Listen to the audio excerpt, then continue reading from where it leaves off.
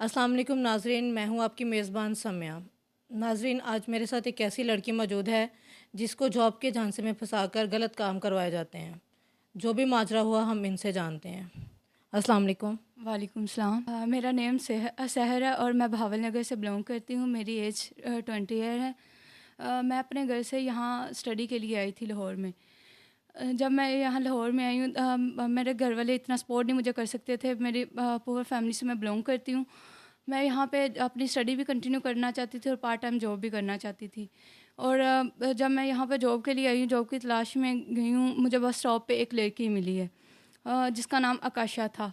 जब मैं उससे मिली हूँ तो उसने मुझे बोला है कि हमारे पास जॉब्स अवेलेबल होती हैं, ऑफ़िस की जॉब अवेलेबल होती हैं, आप इस तरह करें कि मेरा कॉन्टेक्ट करें और रखें और मुझसे रब्ता करना आपने। जब मैं गई हूँ, उनसे रब्ता किया है तो उन्होंने मुझे अपने ऑफ़िस बुलाया इंटरव्यू के लिए। जब मैं उनके ऑफ़िस में गई हूँ तो उन्होंने जॉब की बजाय मुझे गलत काम के लिए बोला गया है।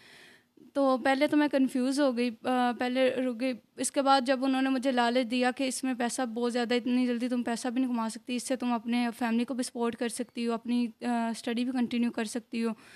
तो मैं थोड़े से लालच में आ गई कि चलो मेरे पास अभी तो कुछ नहीं है तो मैं यही काम कर लूँ। जब मैं इस तरह उनके झांसे में आ गई, मैंने ये काम करना स्टार्ट कर दिया। और जैसे जैसे टाइम गुजरता गया मैं ये काम करती गई, लेकिन अब ये काम मैं छोड़ना चाहती हूँ। तो ये काम आप अब क्यों को छोड़ना चाहती हैं? जब आपने स्टार्ट किया था तब आपको ये नहीं लग रहा था कि ये काम गलत है? तब मुझे थोड़ी-सी मैं डिप्रेशन में थी, टेंशन में थी। जब मेरे पास कोई और ऑप्शन नहीं था, ना मेरे पास कोई जॉब थी, ना कोई पैसा था। फैमिली वैसे मुझे सपोर्ट नहीं कर सकती थी क्योंकि मेरी फैमिली, मेरे अब्बू मज़दूरी करते हैं, तो इतना नहीं कर सकते अफोर्ड। मेरी दूसरी सिस्टर्स भी हैं, उनकी तलीम पे भी देना फोकस। तो इसलिए मैं चाहती थी अपनी नेक्स्ट कंटिन्यू स्टडी खुद करूं और अपना खुद से करूं और अपनी फैमिली को भी सपोर्ट करूं। मेरे पास और कोई ऑप्शन नहीं था, मेरे पास यहाँ पे रेंट पे करने के लिए नहीं था।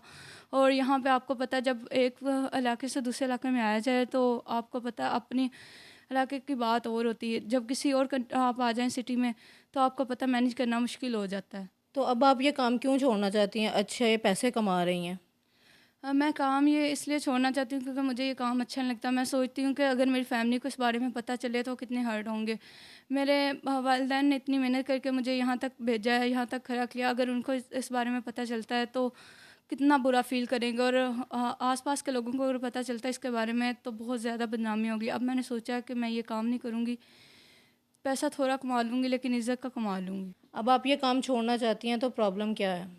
मैं ये काम छोड़ना तो चाहती हूँ लेकिन मुझे वहाँ पे ब्लैकमेल किया जाता है। उन्होंने कुछ मेरी वीडियोस और पिक्चर्स वगैरह क्लिक कर ली हुई हैं और अब वो मुझे ब्लैकमेल करते हैं। मैं 1 मंथ से पहले ये छोड़ना चाहती थी लेकिन उन्होंने मुझे ब्लैकमेल किया है। और अब तक 1 मंथ तक मैंने फिर और काम उनकी ब्लैकमेलिंग की वजह से किया है। उनके पास कुछ मेरी वीडियोस पिक्चर्स हैं, वो मुझे धमकी देते हैं कि आपके घर वालों को दिखाई जाएंगी और इसके अलावा वायरल कर दी जाएंगी। तो इस वजह से मैं डर गई। और जो आकाशा मैम आप बता रही हैं वो क्या काम क्या करती हैं? ऑफिस किस चीज़ का उन्होंने किया हुआ है? उन्होंने ऑफ़िस वीज़ा कंपनी के नाम से बनाया हुआ है, लेकिन असल में वो लोगों से पैसे ले लेते हैं, उनको बाहर जॉब के लिए बोलते हैं, लेकिन उनको जॉब्स वगैरह प्रोवाइड नहीं करते। वो उनसे पैसे ले लेते हैं और बाद में लोग उनके पीछे पीछे 7 साल से, मेरे ख्याल में तकरीबन लोग 7 साल से उनके पीछे लगे हुए हैं। उन्होंने अभी तक उनके पैसे नहीं वापस किए, ना उनको कोई जॉब्स दी है। बोलते हैं कि आपको बाहर जॉब दी जाएगी, लेकिन कोई ऐसा जॉब नहीं है।